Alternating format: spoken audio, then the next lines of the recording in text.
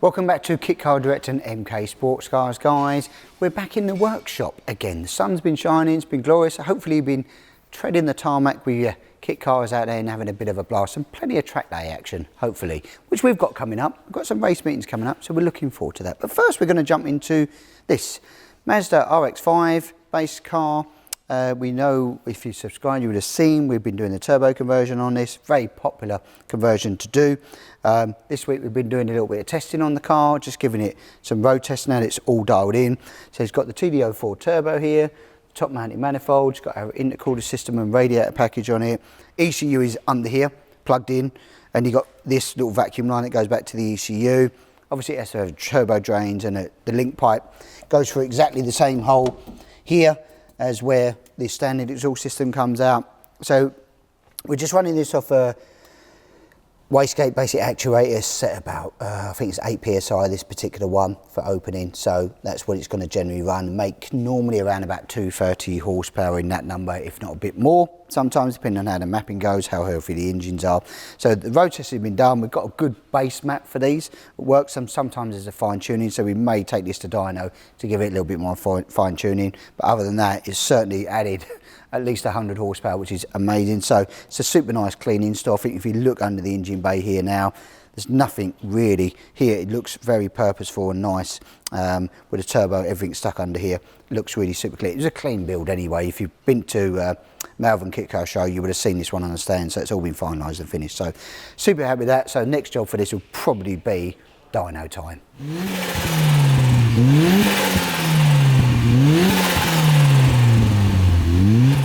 We're on to a Westfield that's actually just rolled into the workshop, something a bit different what's under the bonnet. But before I show you that, what's it in for? Oh, it's in for a seat. So this particular seat that's here, the customer's quite a tallish gentleman and quite well proportioned, shall we say. So what we're going to end up making is a padded seat for him, dropping like a bolster seat basically here. Because even this, you could go lowered floors and that. He's quite a tall gentleman, struggled. This doesn't have a lowered floor in it in any way, shape or form, so we're just making a padded seat for him. It's like a bench seat for this side, and the passenger side is saying there, so that's what he wanted, because he literally, when he's sitting on the floor, he just about fits. So that's what we're going to mock up here, which is what the cardboard templates are for. We'll make a wooden template and make a nice bolster seat, similar to what we use in the Striker. But under the bonnet here, there's a couple of other little service jobs and that, but under the bonnet here is a V8, which is always nice.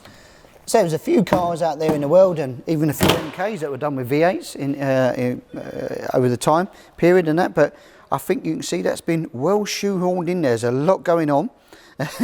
So Rover V8, they did a few of these over the years, and they say MK have done them, Daxis did them, and a few manufacturers shoehorned these in, big old lump that they are, but they were heavy. I mean, should we hear it?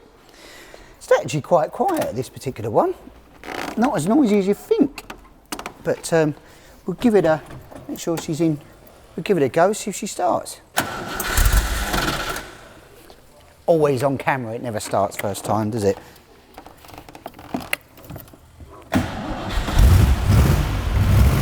Got a nice Holly carb on this.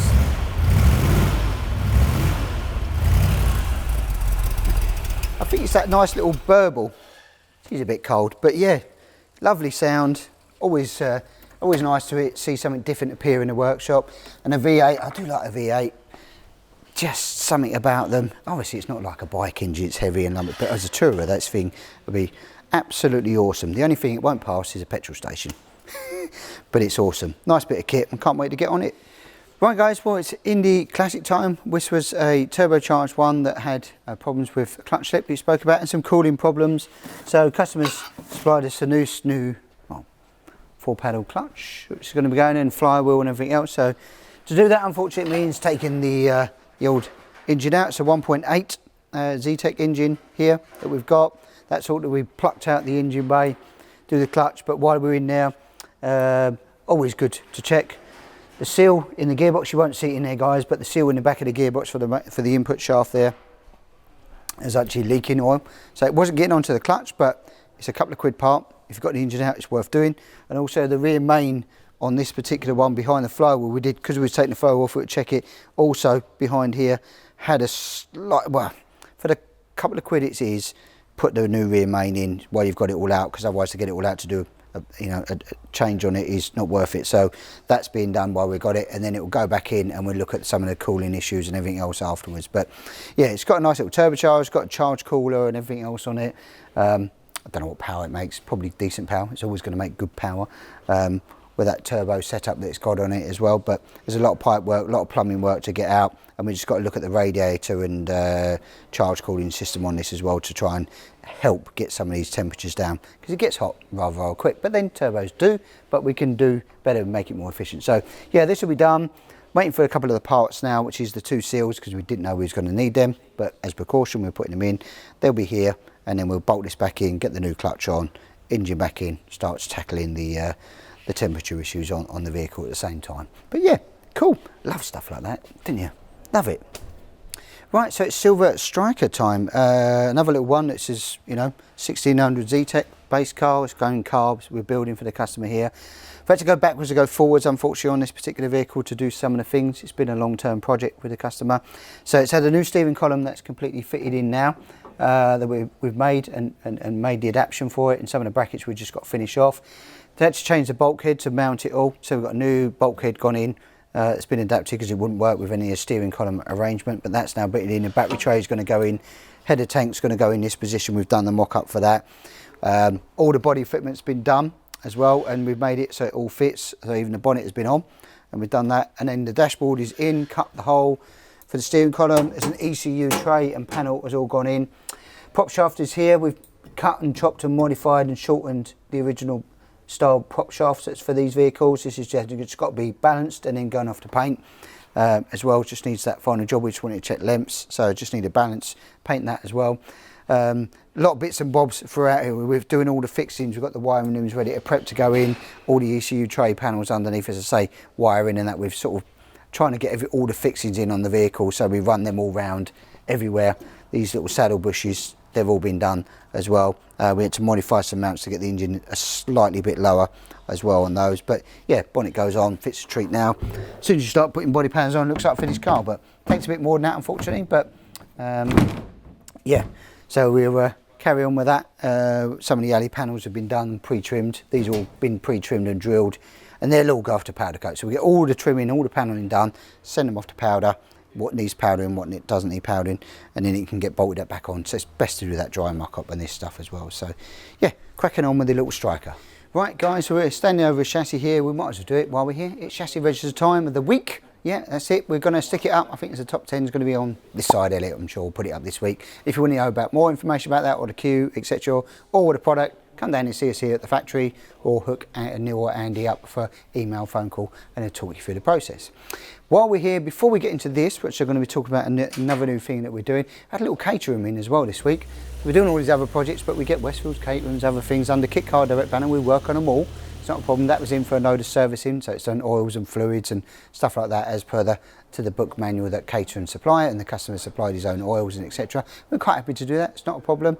Don't want it done to his spec, and there's certain specs that need to be done. So it's a super clean car as well. Really nice little Duratec car, that.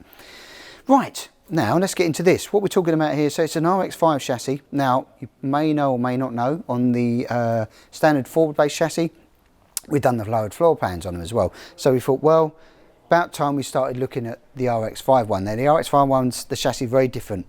In the centre tunnel, it's all a lot more curves and angles and everything else, so it's taking a little bit more time to get to it, but we are nearly at the stage now. So what we've done, we've made the mock-up. This is the drop floor that's going to be going in. As you can see, it's not got one, or it's curved in places. We've got bends here, bends here, bends here, bends on this bit for the upshift. The front floor will stay in the same height. It's only the seating area that it will be. So we've taken our standard chassis. This is the one we're going to be building as our demonstrator, which is going to be the turbo one, which that engine's going in over there.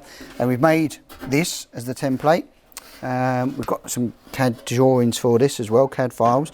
So this will drop in like so. And as you can see, I'll have to hold that up. We'll have bars underneath it as well, but we'll get that in. Always good on camera, isn't it, to do this for the first time? A few moments later. Like so. Or not. Here we go. Right, floor's in. Now, you can see that is considerably lower than we normally do it. It's 50mm difference, and quite a bit of difference there. This rivets in from the side, and then what we have is the bars running underneath here, 2 bits of flat bar that would also support the seat and the seat runner and everything else as well. So if you're a bit of a taller gentleman, this would be an option that we're going to be running through to you. This will be mocked up in the next week, and then it'll be an option we'll be able to roll out quite quickly. But obviously, if you've got existing bars, they'd have to be cut off and welded, etc. But anything that's currently new that we want to do when we build the chassis, this will have a U-shaped bar dropping where it mounts onto the top. So yeah, we'll weld them in afterwards. It's not a problem on this particular vehicle. But yeah, looking forward to that. And so anybody's 6'2", 6'4", that's your ticket right there. Right, let's talk about events, guys. Got quite a few coming up here. We've got open days coming up on July 13th. Before that, we have the 8th and 9th at Cadwell Park with the Cup 200 Series racing. Love that circuit. We was out testing just this week gone, actually, with new driver, #Ben. He's going to be out in the car for the first time. Had a really good test day, getting dialed into the car. So really looking forward to that. So I think there's going to be at least minimum 6 Cup cars running around at Cadwell. And then straight after that, we move into Newark. Newark's rolling around quite quickly as well. It's going to be great. We're going to be doing some kind of live event there as well. We'll fill you in some more details as we get sort of the week leading up to that. So we've got open day on the 13th, Cup Series, and we've got Newark Show all in the next month, which is fantastic. And hopefully the world will be singing and dancing for us. That's it for this week, guys. If you like what you see, press that like button. If you want to continue to see what we're doing, press that subscribe button. That's it. Like, share, subscribe. Catch you next week.